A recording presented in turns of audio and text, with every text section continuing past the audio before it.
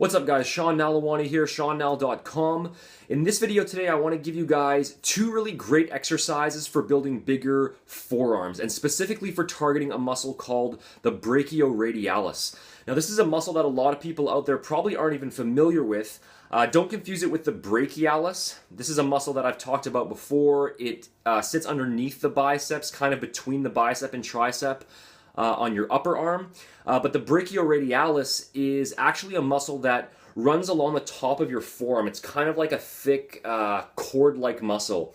It originates towards the bottom of your upper arm and then it runs along the top of your forearm right here.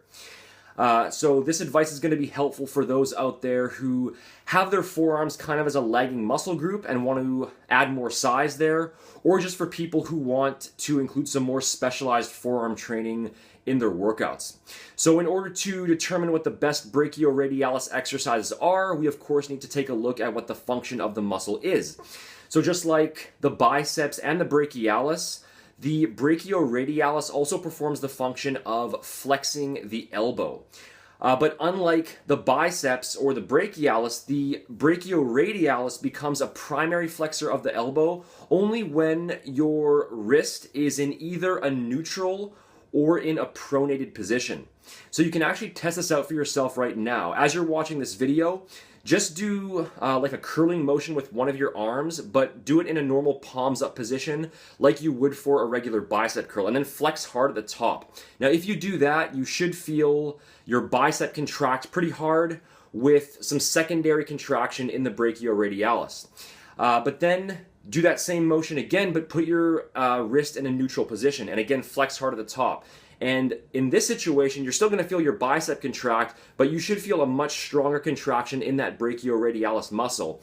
And then again, you can do it one more time with your wrist in a pronated position.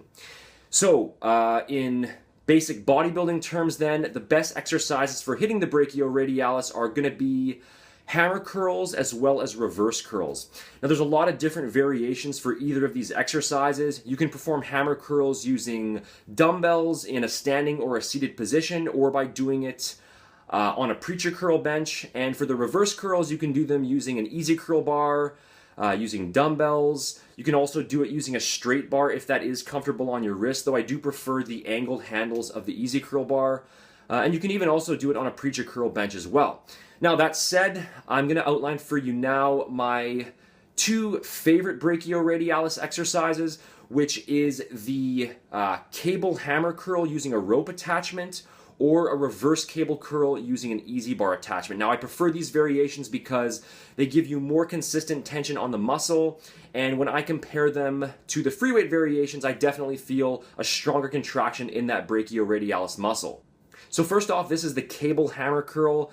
It's a pretty basic exercise overall, not a lot different from a basic curl, except again, you're going to keep your wrists in that neutral position. So just take a step back from the machine, keep a slight bend in your knees, and then curl the rope up until you feel a full contraction in the brachioradialis before lowering the weight back down. And just like with regular bicep curls, you can increase the range of motion by making sure to flex your triceps at the bottom of each rep.